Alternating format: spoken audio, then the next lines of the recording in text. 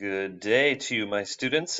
Today's screencast is on the reproductive system, and I should forewarn you, it is rated PG-13, so this is not for younger viewers. Juniors, maybe have parental guidance with you while you watch the following slides.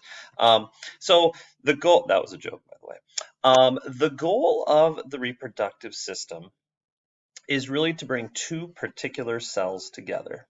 And one of those cells comes from the male and one of them comes from the female. And hopefully you know which those are. It is the sperm and the egg. Now, the sperm and the egg are called gametes. And each of these two cells contributes half of the DNA to what eventually becomes a cell called the zygote. And the zygote is the first cell that eventually gives rise to a new human. So basically, the mother contributes half the DNA, the father contributes the other half of the DNA. They come together to form a zygote, which then becomes a new offspring. Now, I don't know about you, when I was a youth learning about this, I always thought that the sperm and the egg were sort of the joining of equals. You know, these two cells kind of merge together to form one larger cell. And that actually is not at all how it is. The sperm is actually the smallest cell in the human body, and the egg is the largest cell in the human body. So the egg is huge, and the sperm is tiny. So it's more like the egg is like the Death Star from Star Wars, and the sperm are like these little X-wing fighter spaceship things. And if you have never seen Star Wars, you're fired. But basically, think of the egg as a small moon and the sperm as like a spaceship flying around. They're really totally different scales here. So really the egg is basically what becomes a zygote. The sperm only contributes that little bit of DNA. That's all the sperm really contributes. So let's get to know these two cells. The sperm kind of looks like this picture and has three main parts. The head right here, and this is where the DNA is. You can see the nucleus is where that DNA is stored. And then there's this little tip of the sperm which contains a structure called an acrosome. And this contains enzymes that help penetrate the egg and help that sperm kind of burrow through. So that's the point of that acrosome. The middle piece, and I love that term, it's just called the middle piece, is loaded up with mitochondria. And the mitochondria, if you may recall from biology last year, are what produce energy for cells. And a sperm needs to swim a long way, and so it needs a lot of energy. And so that's where those mitochondria for energy production are stored. The tail then is used for movement, and that's how the sperm gets around. The egg, on the other hand, looks like this. The key structures here, the DNA is inside the nucleus of the egg, and then there's this layer called the zona pellucida, and it's just this protective layer that wraps around the egg. The egg is kind of that orangish color, and then this zona pellucida wraps around it. And then that facilitates the binding of sperm. And then the corona radiata are these little grayish cells sticking out of there. Those are actually cells from something called the follicle. We're going to learn a lot more about the follicle soon, but the egg kind of bursts out of this structure called the follicle, and this gray structure is just kind of the remnant of that. So these cells sort of nourish the egg or the ovum. And again, more on that follicle later. So, as I said before, the egg is the largest cell in the human body.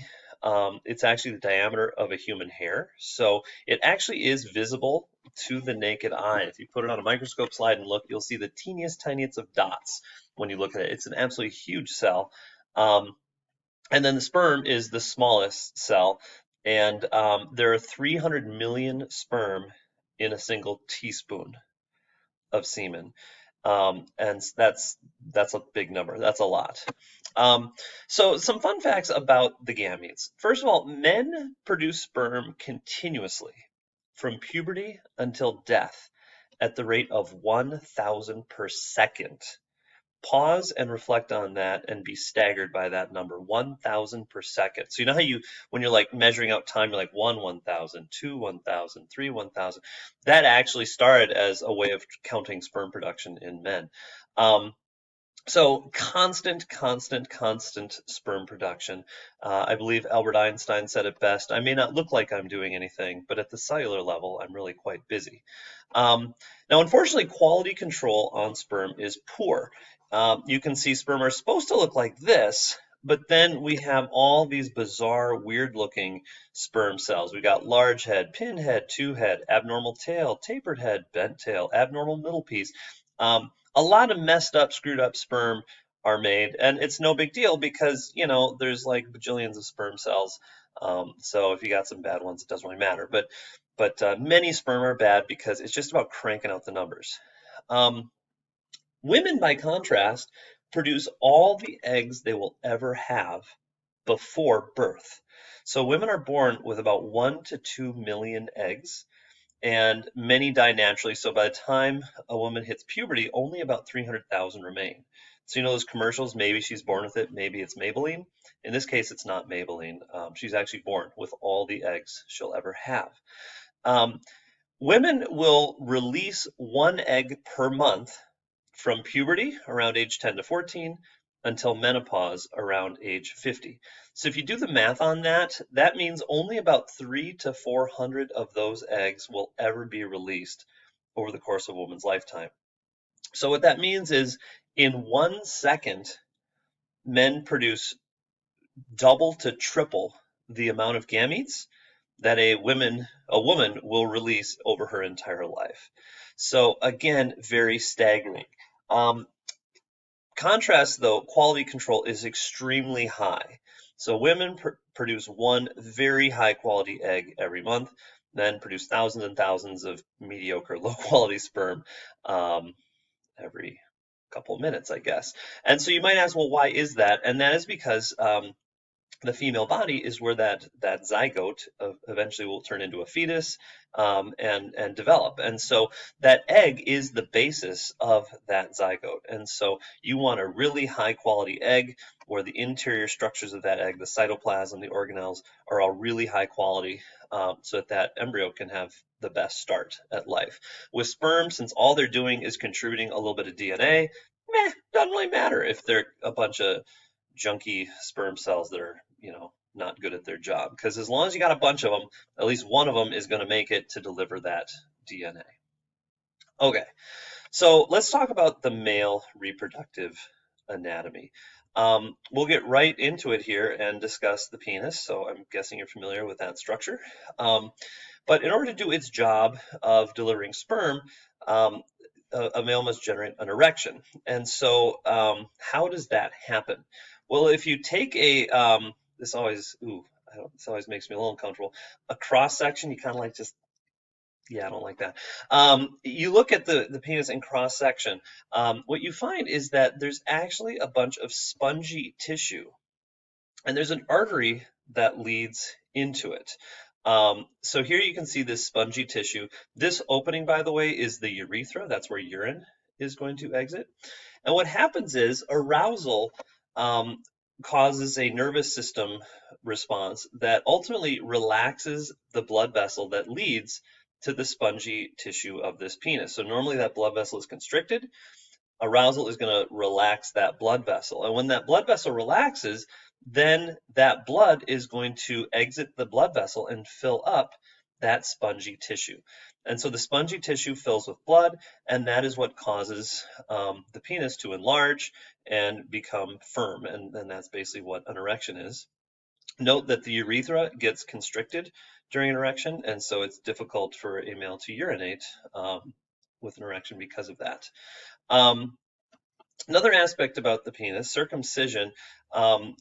It seems like a lot of people have heard of circumcision, but I'm not sure if everyone understands what is actually being removed during this procedure. And so it's actually what's called the foreskin. So you can see on the tip of the penis, there's this little layer called the prepuce here. That is actually what is removed during circumcision. And so here's a penis before circumcision, and you can see that foreskin there and here, and then over here that has been removed. Now, why would they do that? To be honest, there's not a really compelling biological reason why it's necessary to remove that. So if at some point you're at least 29 years of age in a committed relationship and financially secure and choose to have a child, and that child is a male, you might want to do some research and just kind of decide, is this something we need to do or not? Many people in the world do not. And it's kind of, there's pros, cons to either side, and it's just kind of something that you'd want to look into and decide for yourself. But they say that it's for cleanliness because things could get caught under the foreskin, but with proper hygiene, that really isn't a major issue. So it's kind of a toss up. And then this just kind of shows how they do that. So the purpose of the penis then is to deliver sperm to the female body. And hopefully well, I don't know if you know or not, but what organ produces the sperm? It is the testes. So the testes' job is to produce sperm and the hormone testosterone. Note that testes is plural and testis is the singular form. And so here you can see the testis down there. The testis is actually, testes are actually made up of little tiny tubes called seminiferous tubules. These tubules are the site of sperm production. So, you can see all these coiled up tubes in here. And if you take a cross section and look, the whole wall of this tube consists of cells undergoing what's called meiosis, which maybe you remember from bio last year. Basically, they're all producing sperm. So all along this wall of the tube, we are making sperm cells, and then those sperm cells are dumped into this tube where they can travel along in there. The length of both seminiferous tubules in a male is about 1/3 of a mile, which is like a lap and a half, I think, around the track. That's a very long length. And so when you hear 1,000 per second, you think, how on earth is that possible? Well, if you've got 1/3 of a mile worth of tubing and then the whole diameter of this tubing, that's a lot of teeny tiny cells in there. And so if they're all cranking out sperm, then yeah, odds are good that at least, some of those are going to finish the process every second. The testes are housed in the scrotum, which is just this pouch of skin underneath. And you may wonder, well, why are the testes located there instead of inside the body where they'd be more protected? Males are very familiar with the fact that if they get hit in the testes, that is going to cause extreme pain. If you ever want to get a male's attention quickly, just threaten to kick him there and you will see a man respond very rapidly. So why are they located there? Well, it's because sperm production is optimal at 4 degrees cooler than the core body temperature. And so by hanging outside the body, it keeps them cool and at the optimal temperature for sperm production. And so instead of keeping them inside the body and protecting it that way, natural selection has resulted in a situation where it just really hurts if you get hit there. And so men use behavioral means to protect that structure. So what happens then if it gets too cold? Well, if it's too cold, there's actually muscles in the scrotum that constrict, and that actually pulls the testes closer to the body. I think the show Seinfeld coined the term shrinkage to describe this because they kind of pull in towards the body, and then it just makes everything look much smaller. And the point is to keep it, to keep that optimal temperature, 4 degrees cooler than core body. One other interesting thing about the scrotum, you'll notice that one of the testes hangs lower than the other. And you might wonder, well, why would that be? Well, this little physics thing might kind of indicate, obviously you don't want them banging into each other as the male is going about his day. And so by having one offset, then it kind of lets them sort of swing and miss one another. So that's kind of an interesting little fun fact there about that. The next structure then is actually, you know what? I'm going to stop there. We'll pause there and we will conclude this in part 2 of the